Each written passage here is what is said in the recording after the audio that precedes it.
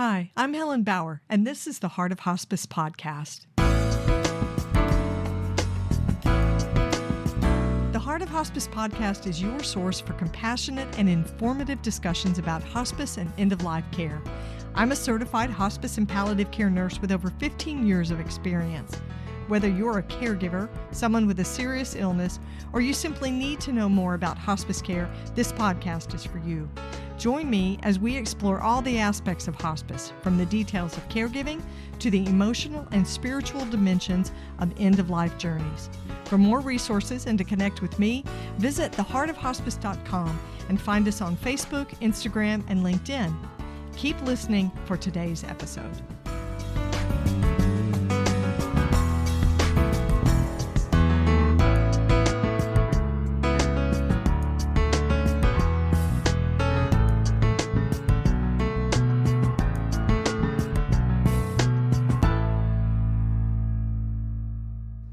This is the Whole Care Network.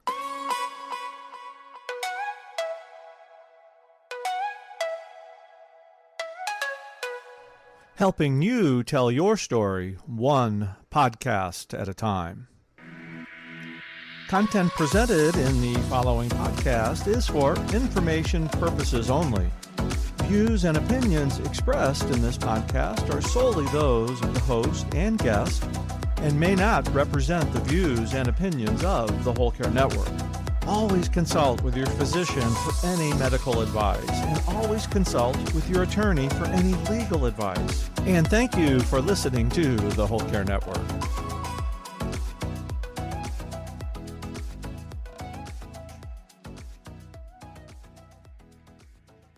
This episode is sponsored by Hospice Navigation Services. When you need information about hospice, Hospice Navigation Services is here to help. An expert navigator will answer your questions about end-of-life care and give you the tools to feel confident in your decisions. A hospice navigation session is a great way to troubleshoot your current hospice care. It's your journey. We can be your guide. Visit hospicenavigation.com to schedule your hospice navigation session today. Today's episode features a conversation with David Zartman and Joanna Franco of Caring House, a live-in residence home providing care for those who are terminally ill and need a place to stay at the end of life. Caring House's Executive Director David Zartman has held many roles over the years: CMO, COO, publisher, VP of Corporate Communications, and more. He started at Caring House in 2023 after 18 years of running his own media company. He was wanting to move into a more human and community-facing realm, which is exactly what he's doing in his work at Caring House.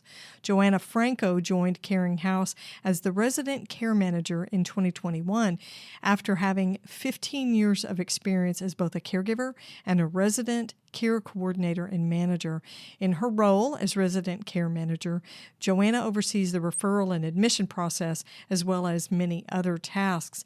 Joanna helps to nurture a team-focused environment where everyone supports each other towards a common goal. And their common goal at Caring House is a peaceful and compassionate environment for all who enter Caring House. Their mission, you'll hear them talk about, is providing peace at the end of life for all persons. David says it's shocking how few people know about the options available for end-of-life care. It's a thing that end-of-life workers and hospice professionals deal with all the time. Joanna describes Caring House as a yes house. I absolutely love that. They try to honor every request from a patient and family if it's reasonable and doable. So they say they're a yes house. David shares the journey that brought him to work at Caring House and become involved in this type of work. They also describe the variety of emotions that they see in patients and families when a patient is admitted or resident is admitted to Caring House. You're going to hear us talk about the anticipatory grief and the stages of grief that they see and how really unique each patient and family is in their emotions. David and Joanna also applaud the staff. They talk about their great team and the volunteers who give their time and efforts and caring and hearts at Caring House and to the care of the residents there. So I hope you enjoy this episode. You can really hear their passion for the work they do and how they describe their jobs, if you can even call them that. You'll hear Joanna say that she gets to do this job. She's honored to do it, and it's humbling. So enjoy this wonderful interview with Joanna and David of Caring House. There's a lot to learn.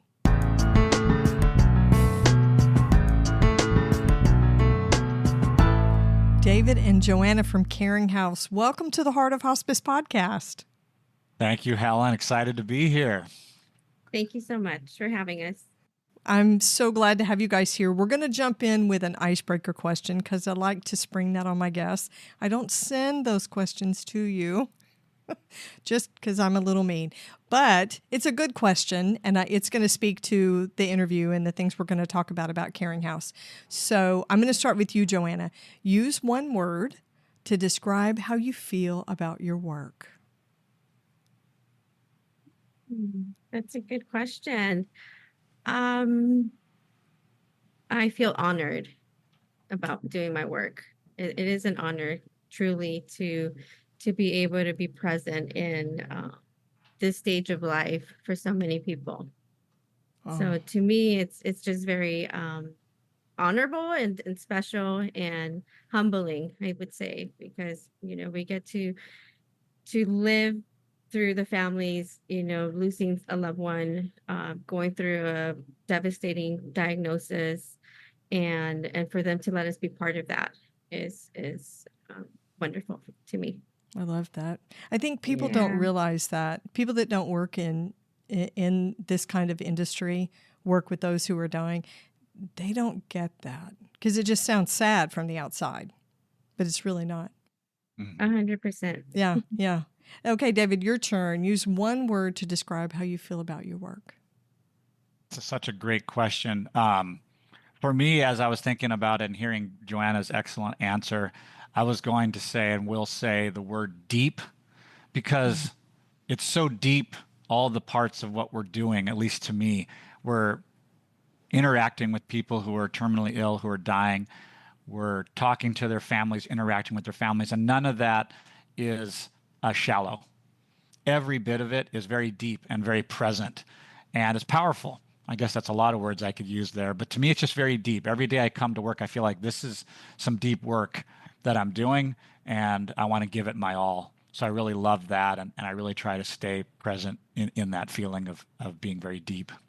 Yeah. If you can't look at your work and feel that there's great depth to it, then either you're not in the right spot or you're not doing it right, because there is nothing shallow or superficial about engaging with somebody at such an intimate time, an intimate event of their lives.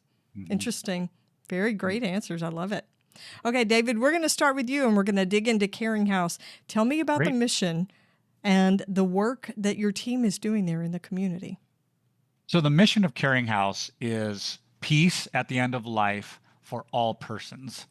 That's a mission that resounds very strongly with me and with all of our staff.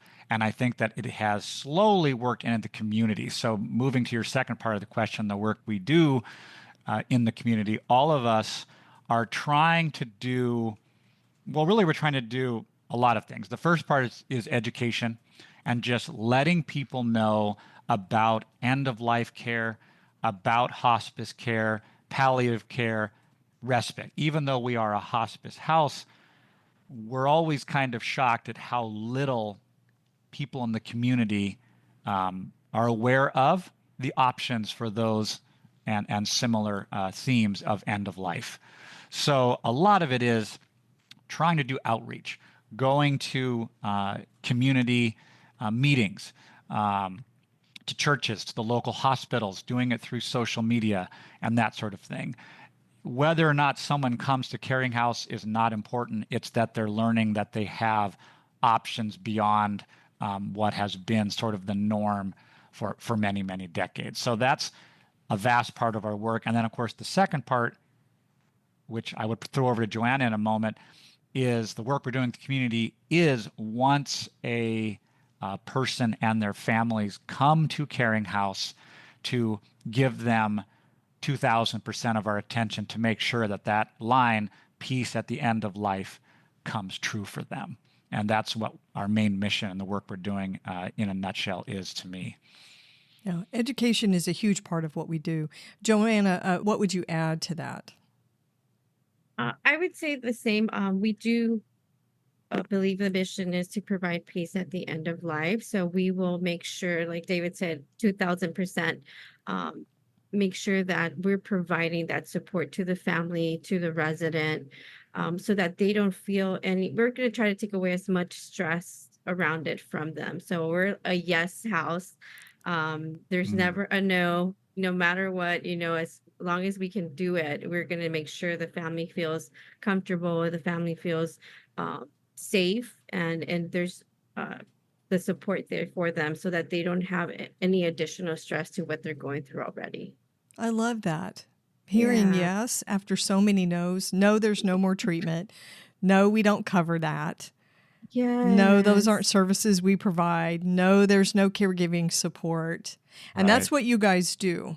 You guys don't provide the hospice care. You provide the caregiving and support services for the folks who are there at Caring House. I love that. That's correct. We are a yes I love what you house. said, Joanna. And Helen, to follow up on that, Joanna, you said it so well, just to like do that in a story. It's the people that come to us and they're almost nervous, like, would it be okay? Scared. Would it be okay if my wife had some Jell-O or scrambled eggs? And they're almost afraid to ask, like, yeah, of course. Happy to make some scrambled eggs for her, right, Joanna? Yes, absolutely. Even to like, would it be okay for, our dog to come and say their goodbyes to the resident? And they're scared. They're like, do we sneak in the dog? I'm like, I always turn the other way. You bring as many dogs as you have to. But yes, even wanting to spend the night, with their loved one. So, at the hospitals, it's really difficult to get approvals, or not always everyone can stay. We're a small home, but we make it work. I always tell families, like, I'm going to try my best I never say no. And if I have to, it's very rare, but absolutely, we want you to be next to your loved one, if you want to be present. And if you don't want to be present, we're going to be there with them and walk you through the process so that they don't feel like they're just leaving their loved one at the house. And now, they're not going to be there when they take their last breath. We make sure that they feel comfortable, either if they want to be there or not. There's no judgment, it's no judgment zone in the house. So we will take care of that part. I love that. Yeah. David, I want to jump back to you for a minute. You have a big entrepreneurial work background. Your career has been in business. How did you get into this business? Because most people will tell you, you may start out as working in the business side of things, but you're still going to be affected by the work that you're doing. How did you get involved in working with those who are dying? Another great question, Helen, and I'll try to be concise as I can because it's sort of multifaceted. So as briefly as possible, yes, I started in business as an entrepreneur, and I created my own media company and did that for 18 years and was successful at that. A big part of it, though, was my wife, Naseem, is a LCSW who works with trauma patients and does therapy for trauma. And I started to see how much profound satisfaction she got out of helping people in that realm. And I started to kind of change, seeing that, wanting to get out of media, which was auto-based, out of vehicular subjects, and it wasn't that profound to me. So I'm watching her, and then I'm watching my own parents age and my relatives. So, and seeing what they're going through with Alzheimer's and other things. And it just started to hit me that I wanted to get into a realm that was more community-facing and human-centric. And that's why I went back to school, because I knew that my entrepreneurial background could help in some form. And but to your point, how did I end up in hospice or end of life? That was, even though I'd had some experiences in end of life with my relatives and parents and such, and that it affected me, it was a bit of a surprise. And so when it suddenly popped up, I still say it's kismet, because it popped up right here in town where I live. And if you know Los Angeles, it's a massive city, obviously, and Right. no one ever works anywhere close to, it seems like, to where they live. And Caring House was 2 miles away. And I'm like, wow, okay. And so I went down there, and to sort of wrap up, what I told them was, I want to get into this because I know I can help make the education that we already talked about, the understanding, the knowledge about end of life. I can help bring that out there with my media background, and if necessary, I can also help raise money, which is so critical for us in these nonprofit hospice houses. I can help that through my background of sales and such and entrepreneurship. That was my start, but I'll finish by saying, wow, I didn't know what I didn't know. And I think Joanna knows that. When I came in, I was always asking questions and trying to soak it all up, because you're right, I didn't have any real understanding of how deep hospice care, end of life care went, and how many parts of it that I had never touched on. So for me, wow, it's been a constant to this day, every moment learning, which I love. It kind of goes back to my background in business, but that's it. I started that way. I do apply it towards raising money, and I've been successful at that, but also just trying to soak it all in so I can be as good a director and helper to my staff as I possibly can be. I love it. That's meaning. It's meaningful work. And you know what? I think, David, your story echoes the story of so many of us. So I'm a clinician, but as a nurse, my first day in hospice, I'm like, holy crap. That's probably not the word I used, but yeah, to find yourself working in this, I hate to use the word industry because I feel like that's a mismatch, right? These are human experiences, but to be working in this field where you get to be involved, not that you have to be. There are things we do that we don't like necessarily. Fundraising is probably one of them, but being able to have the privilege of working like this, there's so much meaning involved. And when you say, what did you say, human-centric? And Human-centric. Yes, and community-facing. This is what we do. Yeah. And there's nothing more human-centric for a newcomer into the field where, and this really happened. I come to work. It's a house, obviously. It's literally a house on a street. And I sort of immediately went to the left as I walk in through the living room and such, if you can use your mind's eye, through the front door like any house. And I kind of went to the office to check in and do that. I'm sure I had like a little bit of onboarding. But then came really my first trip down the hallway where the bedrooms are. And I'll tell you, that's when it really hit me. And what was good was, even though I was nervous about what I was going to see for the first time and all that, I already felt something growing in me of like, I want to do right by these families and the people that I'm shaking their hand, introducing myself. It's my first day and that sort of thing. And that feeling has stayed there ever since. And I always walk down the hallway, several times a day to not just talk to the caregivers, but of course the families, or maybe in reverse, not just talk to the families, but check in with the caregivers. And it's very important to me. And I absolutely love what I do. I mean, this is what Joanna said. It's an honor and it's humbling. Absolutely. Yes. Absolutely. Okay, Joanna, you are the resident care manager for Caring House. So one of the biggest roles that you have is you meet with families when a person is going to be admitted, if that's the right word, is going to come to stay at Caring House, and which is a huge thing because getting folks settled in care environments, especially one where you're looking at end-of-life care, is a huge job to help these folks transition into a care setting like that. Tell me, what kind of misconceptions are you hearing about end-of-life care? And are you hearing, you've been doing this for several years, are you still hearing the same misconceptions? And if you are, what are they? Absolutely. We still hear the misconceptions because I think everyone that mostly all of our families or patients that are hearing about hospice, it's the first time they're hearing about it, or that's the first time they're dealing with something like this. And so until you have to go through it, I think we're not really looking into hospice or what it's about. Even personally, no one wants to talk about hospice or what it is, but families are mostly just learning about it themselves. So the most things that I hear, and I've been at Caring House now for 4 years, and every day I always tell the team as well that every day is different, and every day I'm learning something new.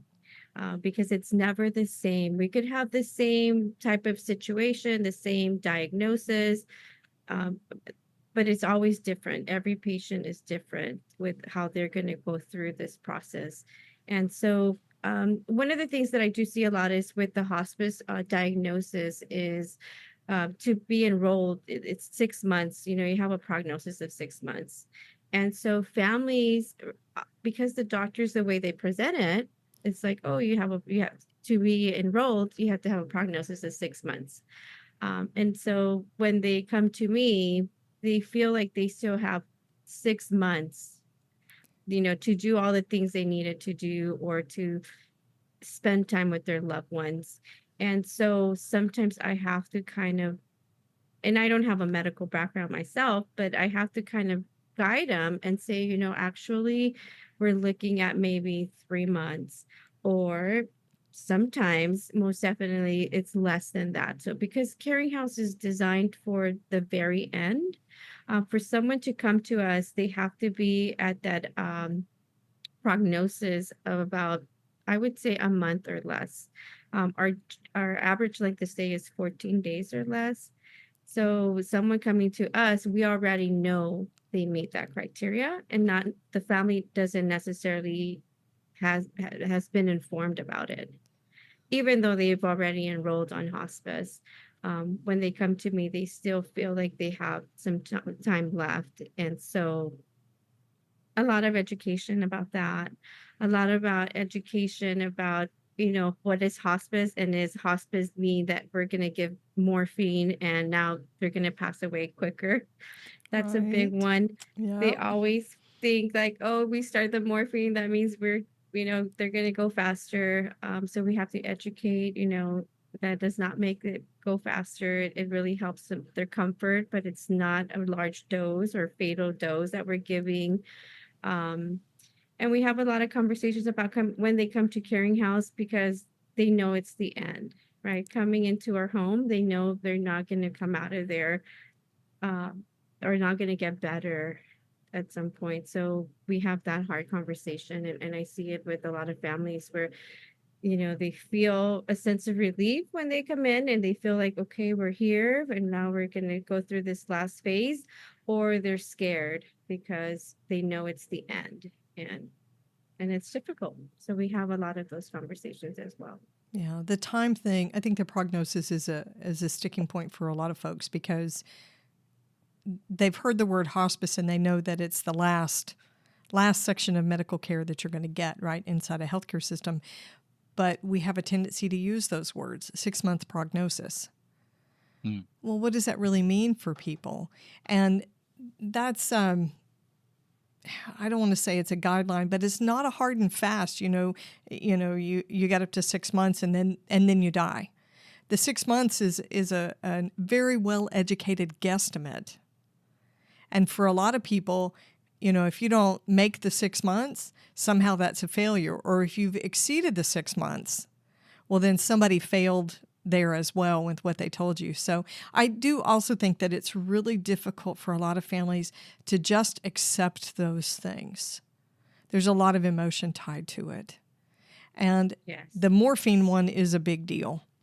We still struggle with that. I've been in hospice 16 years, I think, and everybody thinks they give you morphine, it speeds up your death, we give you a fatal dose, and that's what hospice is for. When in truth, that's not what happens at all. That's not how we use it. A lot of our patients don't even use morphine because they don't need it. Yeah. So it goes back to the education, doesn't it? It seems like It does. Yeah. Absolutely. Yeah. Yeah, Right. 75% of what we do is education.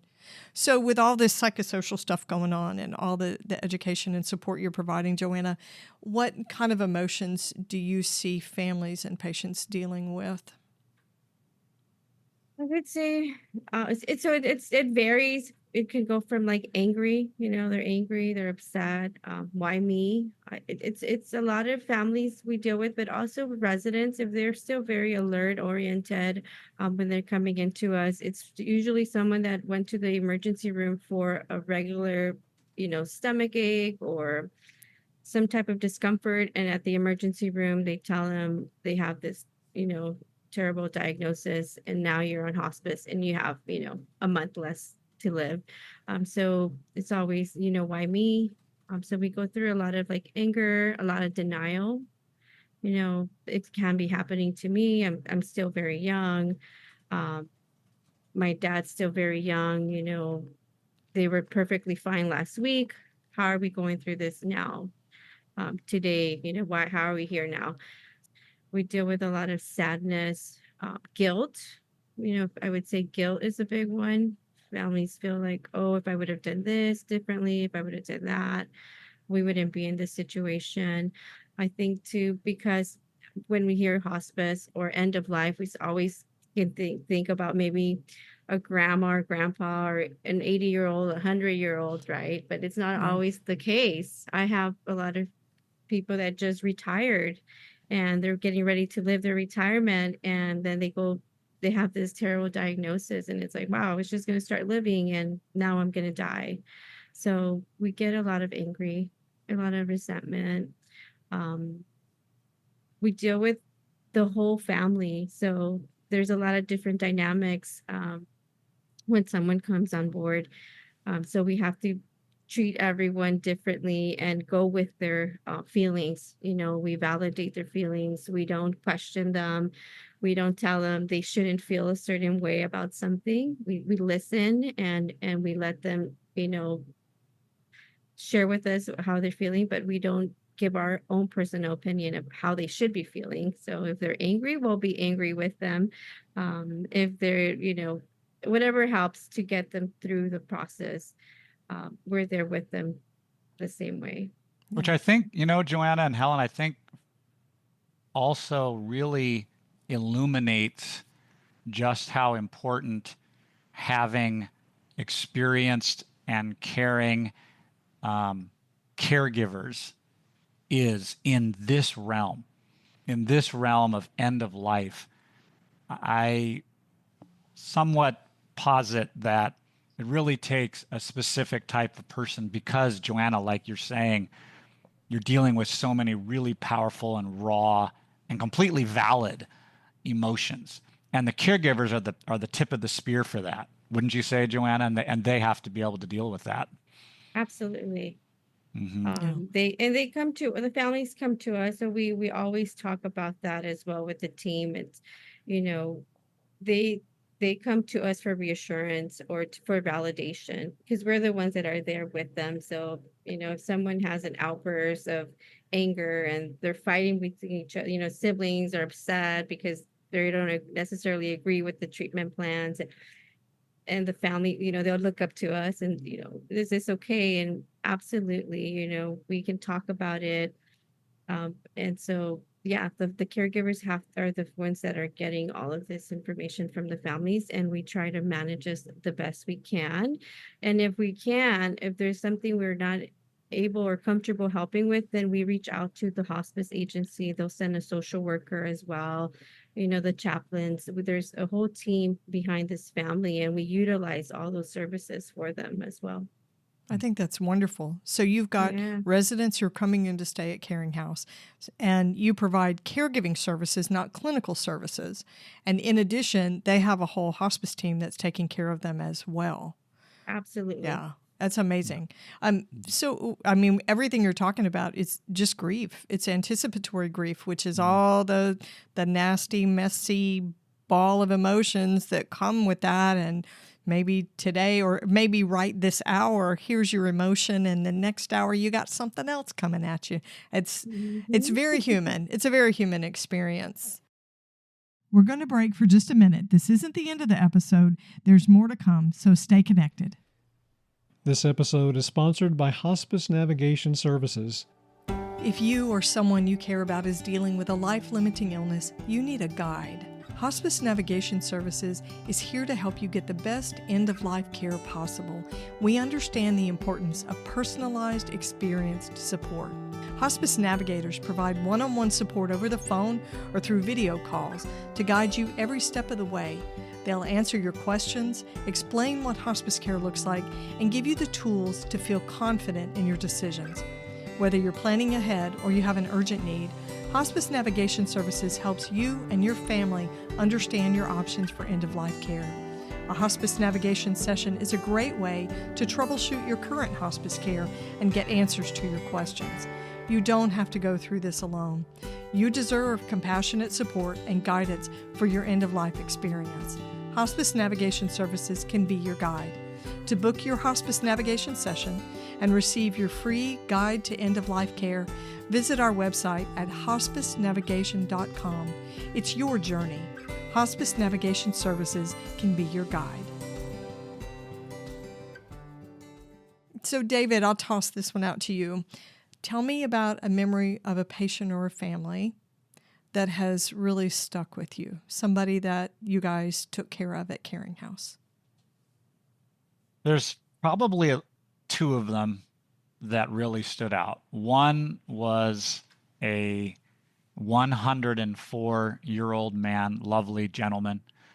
He had fought in World War II, had an amazing career, and was just a very vivacious, for his age and his situation, person. And the thing I loved is that he would pull out his harmonica and play. For us, for himself, he would go out. We have a garden, and they would wheel him out in his wheelchair out to the garden. He'd play his harmonica, and he would smile when he was done, and we'd clap and everything. And I just loved that. He was still living. He was still doing what he loved, and wanting to entertain people and to make other people happy. And I thought that was just a powerful thing. Another one was a family who had a mother in there who had experienced the Japanese concentration camps of World War II. And they wanted to talk about that with me and just how powerful it was. And it was something that they'd never quite gotten over, and this and that. And that was really profound to sit down and just let them tell me about what their mother had gone through, and now she was at the end of her life and this sort of thing. And wow, so powerful to hear that and to listen to that story of this Japanese American family. Those are two that have stuck with me as being very profound and very much a listen instead of talk kind of moment, which has stayed with me. I can imagine the opportunities for hearing other people's stories is very, very rich and very, very full for the staff at Caring House. And by the way, it's also sometimes with the families, Helen, right? But for what you're saying right there, literally yesterday, Friday, I was talking with a gentleman who just wanted to talk about his job. You could tell and this is common for us, and I think all three of us here know this, but just people need to talk at this time. If ever there was a time people need to talk, it's now. And so we were in the kitchen, and he was making coffee, and I came around, and I said, wow, that smells good, because it did, and I love coffee. So I said, mind if I join you? Sure. And I'm like, well, what do you do, sir? And he's like, I do this, this, and this. And wow, I started talking about it, and he was just talking about his job. That was it. And I was actually quite interested in that. It was not a normal job, and it was powerful. That's another memory of just sitting in the kitchen with this gentleman. And after 5 or 6 minutes, he's like, well, I better get back. I'm like, great, thank you. I'd love to chat with you again. And that, in a way, I didn't even mean to bring it up, but it just happened yesterday, was equally powerful. He has to go back to his grief. He has to go back to his family member. But for a moment, he was just able to talk about, something he's proud of and what he likes to do, his job. And that was profound as well. Yeah, it was a little bit of an atomic respite. I just made that term up. But I like that. Yeah, just a few minutes where he wasn't talking about his loved one dying or how hard caregiving was or what his grief was or, is this person in pain or what his loss is going to look like. Just talk about my job for a few minutes. It's something I know. It's something normal, and I don't have to feel stressed or sad about it. Yes. Yeah. Wow, you nailed it, Helen, because he really started to flow with just his job. And I repeat, I was actually really interested. I wasn't just nodding my head. He has an interesting job, right? But yes, you could tell, wow, he was feeling a moment of real respite in that moment. And who am I to deny that in any form, And, of hearing his story? So and yeah, something as simple as listening, right? so important. Yes, Yeah. so important. Yes. Okay, Yeah. Joanna, your turn. Tell me about a memory of a patient or family. And I know you guys have more than one. It's hard to choose, but a It story is. that has stuck Mm. with you. I think with over 700 residents that have come through Caring House, and I've been at Caring House now 4 years, so I would say 500 residents have come through the Caring House with me being there. Wow. Um, you get to meet these families and these patients, and it's never the same. And everyone has their own story, and everyone has their own life outside of this diagnosis. So we really cherish the moments that we have with them, and as they come in. And I want to say for the team as well, that's something that I was like so shocked when I first started working at Caring House, that the caregiving team, which most of them have been there since it opened, um, they've seen so much, and every day they come in fresh and ready to work and care for these loved ones and care for the residents. And it's never like tiresome or like, oh, it's just another patient, or here we go again. It's always the same energy giving back to them, because they're there for a reason and we're here to care for them. But I think one of so many, but one that really stuck to with me was a gentleman that was like a John Doe that came in right at the beginning when I first started working there. And it was a late admit. He came in probably 11 o'clock at night, and normally we don't take late admissions. But I had just started there and I was getting my feet wet, and I was like, well, we can do this. If he really needs to come, we can take him. I'll be here. I'll help the team, get him settled in. And so he came in, and to see the care staff care for him the way they did, um, and for him to be so grateful and just thankful, because he had never been seen like a person. He told me he was actually not ever seen like a human. And, for us to be able to, the girls were not afraid of him or scared to touch him. They shaved him, they gave him a really good bath. And he was so grateful to us for that. Um, he's always stuck to me because of that. I think he came in as a John Doe. We later learned his name, but he'd been a transient for a long time. He ended up in a hospital. He had a tumor. They told him that was it. But we got attached to him. He was there probably about a week. But it was very real for me, because I felt like, wow, there's people that die alone because they don't have anyone, they don't have the resources. And for Caring House to exist and be able to take one person made all the difference for me to be able to help him. I'm so sorry. Every time, and I've heard this a couple of times, Joanna, and every time it's so powerful to me because of what you mentioned about how he got a bath, he got shaved, the human touch side of things. The thought that this gentleman would have had to die alone and having almost forgotten what that's like is just so terrible to me. And that Yeah. Caring House was able to do that at the end of life. I mean, even now it's powerful to me. And that's why we're there, Helen, is things like that. Even though even though being homeless or transient or that sort of thing is relatively uncommon for us, nevertheless, the human touch side of things at the end of life, no one dies alone, is so powerful, and that's a big part of our mission as well. It really is. I love that. And I know that at Caring House, when you guys talked with me before we did the interview, it's a very important part of your mission that you don't discriminate.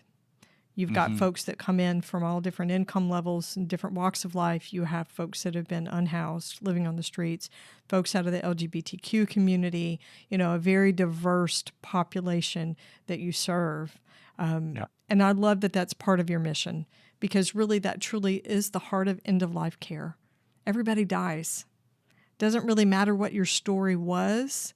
We're happy to listen to it, but you're going to get the care. You're going to get the simplicity of a bath. Yep. A bath where you can feel safe and clean and comfortable. Yep. Yeah, that was one of the first lessons of hospice that I was taught as a hospice nurse, was being clean is part of being comfortable. Yeah. Yeah, you got your morphine, right? We can do that if you need it. But if a bath is what you need and you want to be clean shaven, that's part of being comfortable. It's very special. It sounds so simple, but it's actually, it's a big thing. It is. And it's amazing.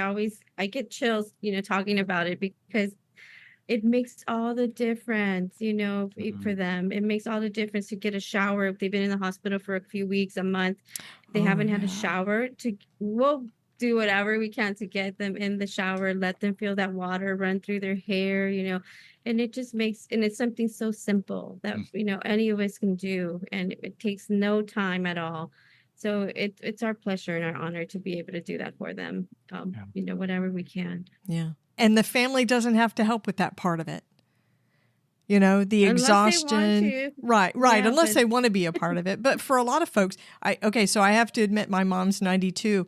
I get uncomfortable having to help her with some of that really personal stuff. Yeah. Yeah, that's okay. Yeah, when she was in the hospital several years ago, I was embarrassed to tell them I was a nurse, because when she needed to get up to the bathroom, I got them to help her. I was very scared that she would fall on my watch, that I would be the Dumbo that let her fall. But yeah, for caregiver respite away from tasks like that, unless they really just want to be involved, that's a huge thing. Again, it's the simplicity and the importance of the simple things.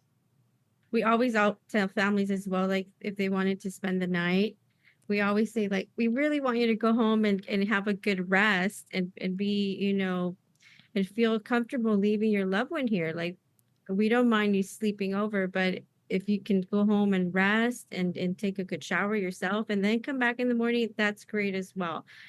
Because we want to take away that from them so that they can also rest themselves and be part of, be present with their loved one during the day. Mm-hmm. Yeah, that's a huge thing for people. David, what keeps you working in end-of-life care at Caring House? There's a wall there's actually two walls or sections of wall at Caring House that have, they're covered in the cards and photos of people, family members who have written after the passing of their loved one at Caring House.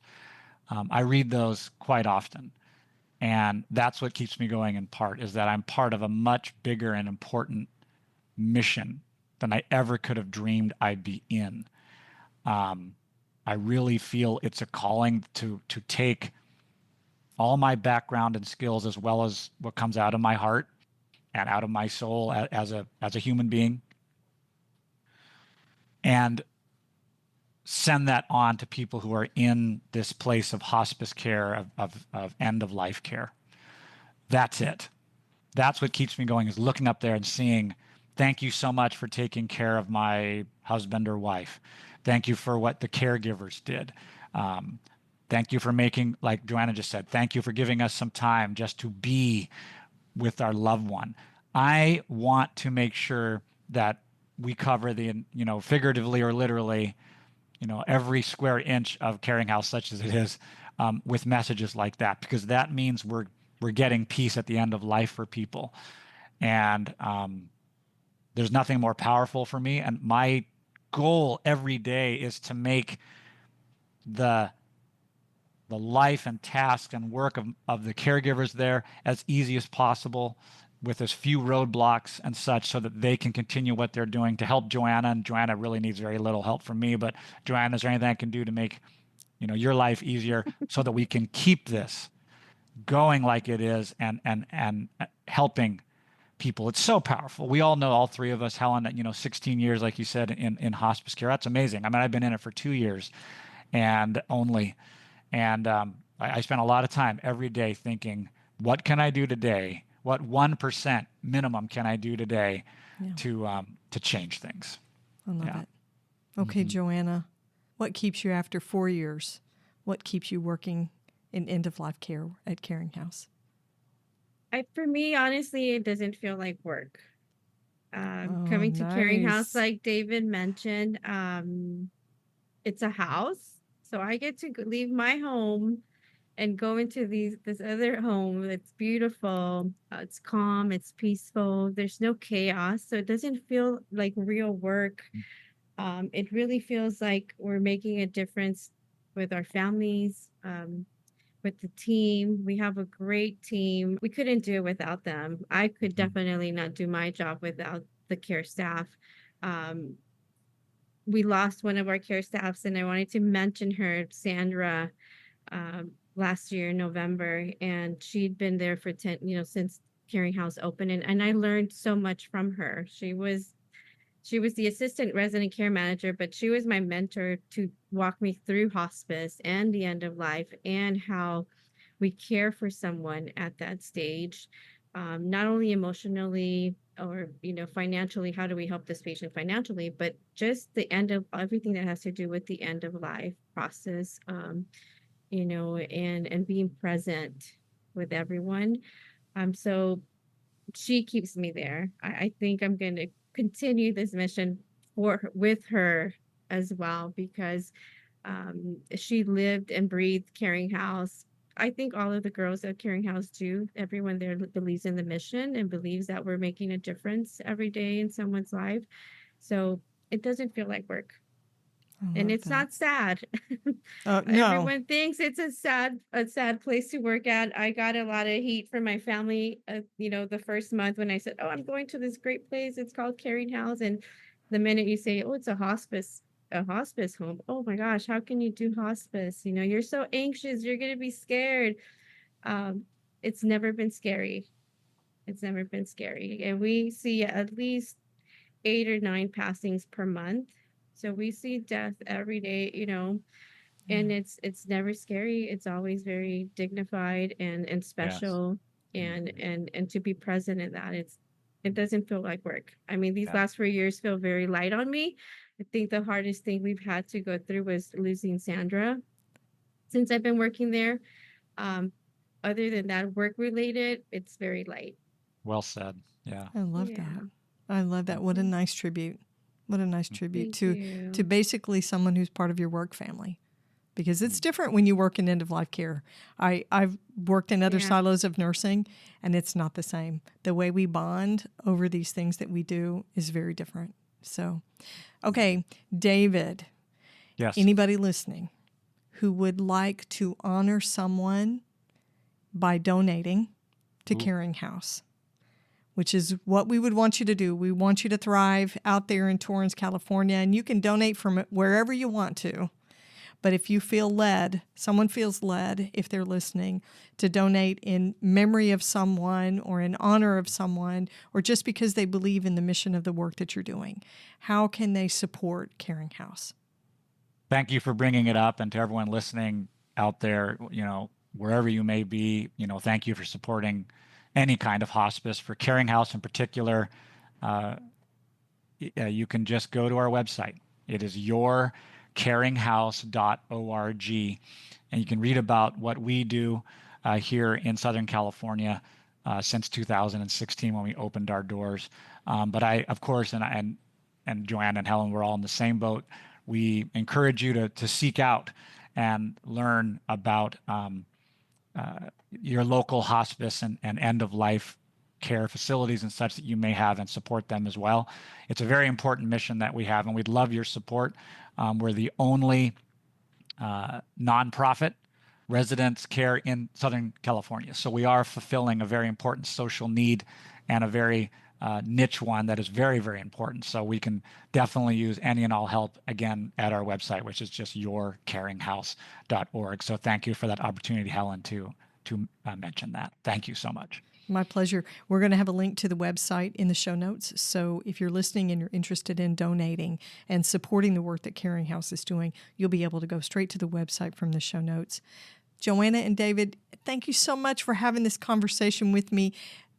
your enthusiasm and your light, it really does shine out of you. It's so evident that you're passionate about the work that you do in the community where you live. So thank you so much. Thank you. Thank you for giving us the opportunity. Thank you, Helen. It's Share. been powerful, and thanks so much for what you do for the larger hospice world out there, just for education and everything you do for outreach. It's wonderful. Thank you and all your team. Thanks for listening to the Heart of Hospice podcast. Check out our sponsor in the show notes, and please leave a rating and review on Apple Podcasts.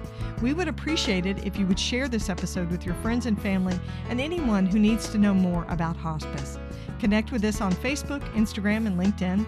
And remember, no matter who you are or where you are in your hospice journey, you are the heart of hospice.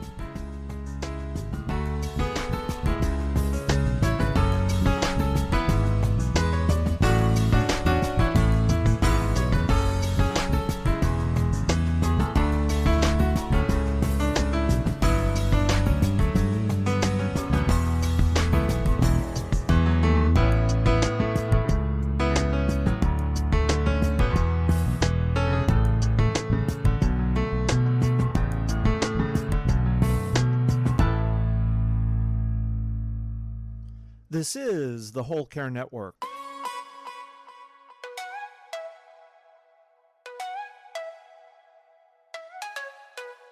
Helping you tell your story one podcast at a time.